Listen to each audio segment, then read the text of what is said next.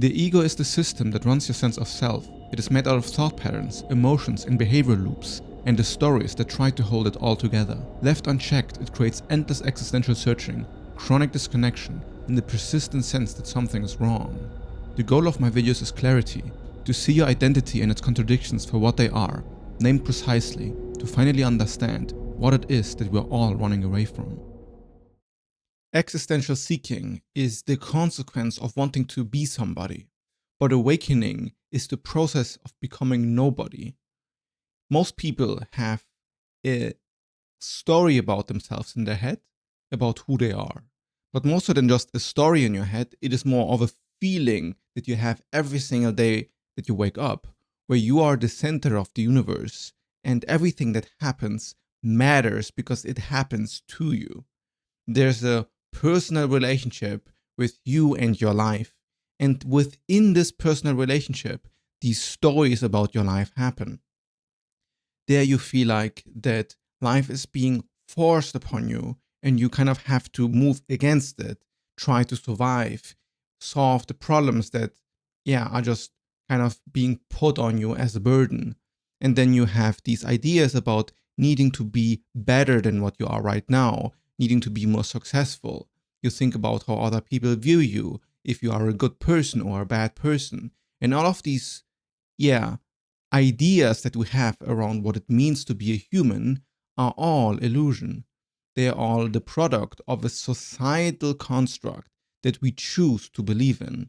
And from there, all the societal illusions form part of our own identity.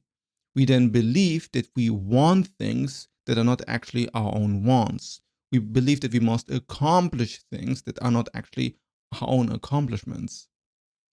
We desperately want to be somebody that matters for the grand society or the grand cosmos or even your own community. And in this need to be somebody, you lose yourself in a ton of overthinking and neurosis and constantly trying to protect the image that you have for other people. And this is where this feeling of insecurity really comes from. It's this need to be somebody and be seen and recognized as what you wish yourself to be seen as. When you awaken, you notice how all of this mind has been structured. And then you see how artificial this entire structure is. Just because you are in your own body doesn't mean that other bodies are less real. And it also doesn't mean that all of these thoughts that you have about the meaning of your own life really are that meaningful. It's like your brain keeps telling you that you're somehow a sort of main character in the movie of your own universe, and therefore everything that you do seems so utterly important. It's like you need to matter for the universe, and if you don't matter, then you feel like the sense of self-worthiness that you're looking for is never something that you can obtain. But when you see the entire illusion of the construct of society, of the ego is built, of how you are pretending to be something that you're not, how all of this drive for some sort of, ambitious self is sort of an illusion in order to give you a sense of direction in life, all of these ideas start to crumble, and then you move to a place where you feel like you don't really have any deep desires. You're not actually moved by anything in particular. And in some way, it is as if you don't really exist. Nobody can ever see you for who you really are. All what they see is this superficial vision they have of you. And partly it's because they can never actually enter your own brain and see your perspective of life the way you see it. And then it also comes that they have their own perspective of life and their own filters. So they see you how kind of they see themselves in a way. Like it's a mix between these things. And funnily enough, they are actually more concerned about their own sense of self-worth and their own life story and how much it matters to them for you to be seen in that certain way. Even if it's, your parents or an authority figure wanting you to respect their own authority. And since you respect the authority, it feels like kind of like the established thing. But the moment you draw away from submitting to this authority, suddenly the person who has had the power over you all the time is like in shock how you could not, see him or respect him for, who he is. And then they also kind of unravel because the illusion can only exist as long as people agree that the illusion is real. As long as you treat people how, they see themselves, they will keep living in their own illusion as well. Nobody exists outside of the perception they have of themselves. The perception that people have of themselves is where their existence truly is within them. And everything else are like specters and crystals of perception that don't really land anywhere. And this doesn't mean that there isn't like an accurate way of looking at a person that is free from bias. But generally, if you have somebody who has been a friend for you for a long time, or a family member, you're never going to be able to witness this person without some sort of personal bias or personal relationship influence that changes how you perceive them. Because you're just coming from a completely different perspective, because you have so much more story built together within your own relationship that builds kind of also this illusion of who you are for each other. So when I say that awakening is the process of becoming nobody, it's because it is the process of deconstructing all of this need to being seen by another in order to have your own existence validated, and move fully into this immediacy that you can perceive all the time just for yourself, and see everything that emerges within this immediacy. In this immediacy, you will see your narratives emerging, your sense of meaning, your sense of self-importance, your sense of insecurity, your sense of vision, your sense of purpose, ambition, fear of death, spirituality. All these sort of identification mechanisms can be seen within yourself. And then you notice, okay, wait, so how I think other people perceive me is how I am actually viewing myself through these different structures of identification that I've built over a lifetime. So it's not just that I cannot really see other people or other people can't see me, but I have an imagined version of how I am being perceived by others, which is just a very meta way of saying that, I always just see myself. There's actually no way I can truly see myself from another person's perspective. Even when other people see me from a different perspective and tell me this, it is still filtered through this, kind of structural model that I have of myself. So then where am I actually? Like, where is the truth? And then you start to deconstruct all these filters of perception that change how you view yourself, how you view others. And then you fall and fall and fall into a deeper hole of pure awareness, where you see that actually it is true that you never existed in the first place. The awareness and the perception of your body is real. And if you identify yourself as just purely your body or purely your awareness without any sort of like egoic identification, then you are a something. But the somebodiness already kind of emerges through human interaction. It is not something that you'll find if you lock yourself in a room, turn off the lights, and meditate for 3 hours. You will not find a way to use these identification mechanisms to rarefy the reality of your life when you're purely in pitch darkness. That's usually why we also don't like to meditate so much, because it forces us to detach from all of this the stuff we're identified with. And identity goes kind of beyond that too, because it is the patterns that you keep repeating that make you feel secure in who you are, not just narrative wise, but if like every night of the day you are used to watch a movie and this is just part of your routine, there will be a resistance there when you instead of doing this for a night, you meditate instead, because the pattern that is comfortable in doing your nightly habit, whatever it might be, kind of starts to feel like, okay, so this is also not what I am. I'm even beyond all of these habits that I'm used to engage in. There's just silence underneath. The deeper you move into the silence, the deeper you notice that there is truly no self there that can be verified, because all there is emptiness, which forms appearances as your own sensations and experiences and way of life. So all these mechanisms of human society and perspective of human personality and all of this, they must be a byproduct of how we humans relate to us in our society. But an animal doesn't understand how we are identified with language. An animal doesn't understand how can we have all of these belief structures about our life and our life purpose and what we want to accomplish, and all of this stuff can't exist in nature outside of your human brain perception. I mean, here you could get very esoteric and mystical and talk about like higher dimensions and bigger forms of intelligence that are observing our lives. And maybe here you could make an argument that there's like a higher order truth here, but I think this is too meta for this video. I am going to talk more about this like high level meta stuff on my Substack, which you can subscribe.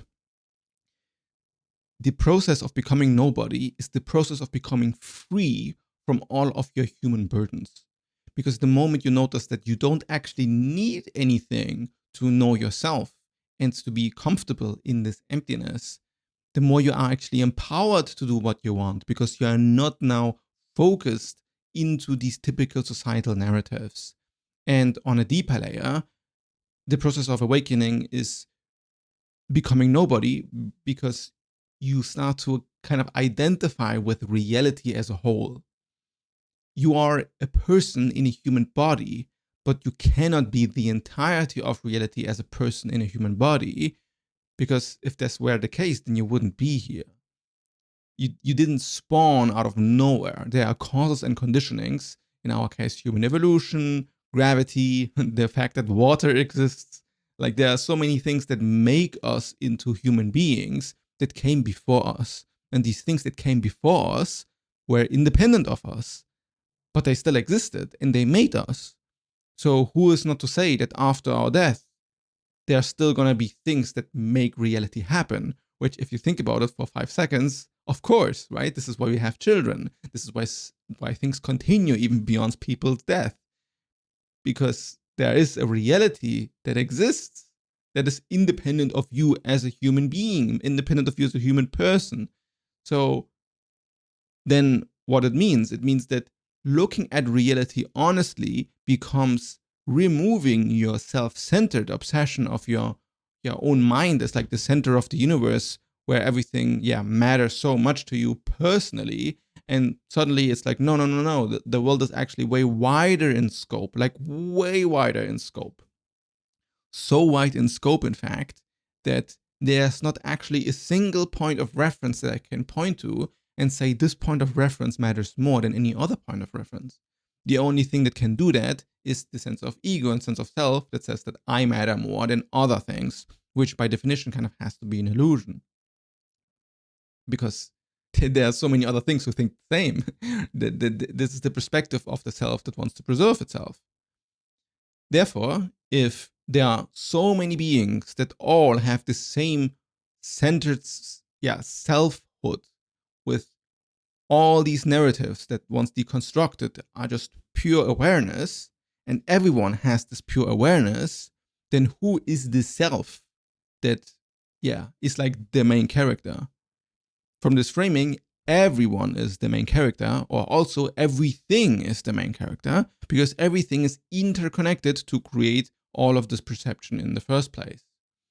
If you then notice that all the illusion isn't merely your own like societal perceptions of life and your societal kind of delusion of grandeur or need for validation or whatever, and you see that reality as a whole exists as like this overwhelming force, and that you are interconnected with that force, and that this force is really expressed through awareness and it's expressed equally from all places, then there is clearly no self there. And awakening to the ego eventually leads you to the fact that there's no self there, because it all appears as it is equally so, without a real center.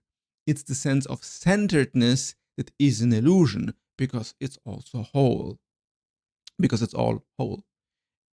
And if you look at your own perception, like just from your own immediacy, in your own conscious field right now, you will notice that there is no center. It's not just in this grandiose meta layer beyond your human life, but in your own lived experience, the center can be seen as an illusion, because all experiences in your experience field are self-referential, so that you can have a feeling in your right hand and a feeling in your left hand, and you can have vision in your eye, and you can like sense your scalp, and there's so many things going on in terms of gravity, wind, breathing, heartbeat, and all of it, if you put your attention on each of those sensations, which can be done very meticulously on meditation, all of these sensations are self-referencing. They're not referencing to one center of you. There's no thing observing something outside of you, but everything is observing itself.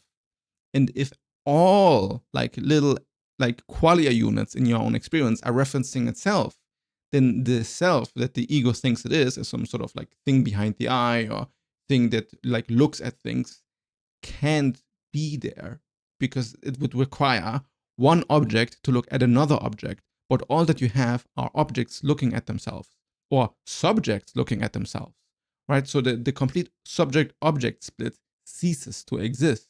And therefore, there's no way you can look at one thing in your experience and say, this is I'm going to claim it.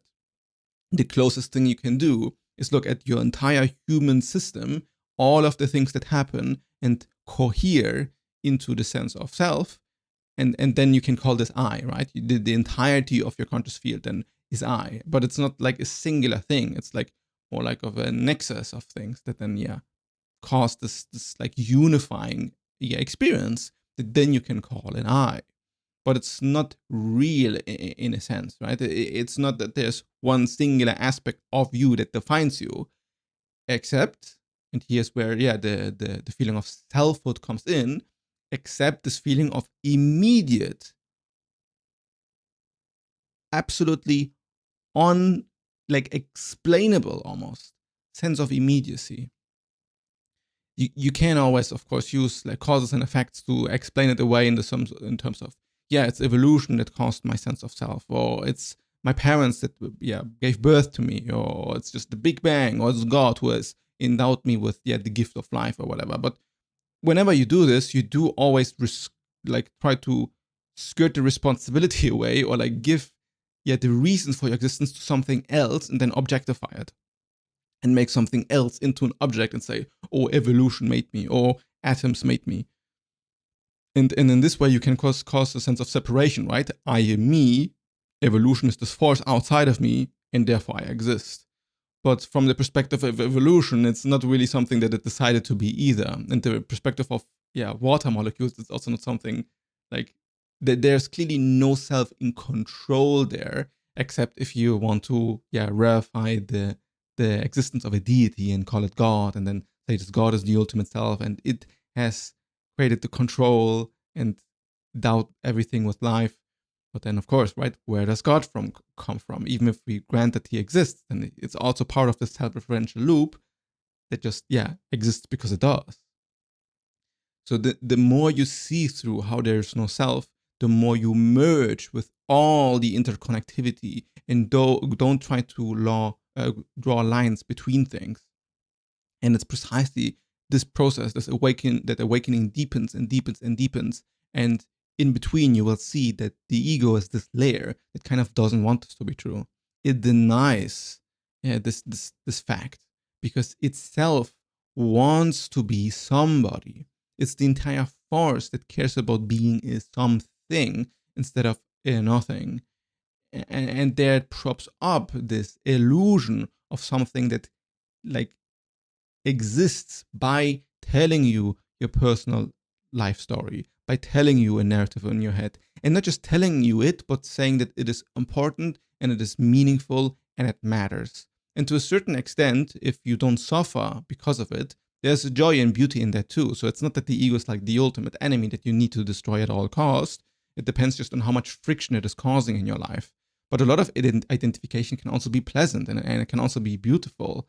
There's a big joy in that as a human being to be able to experience that.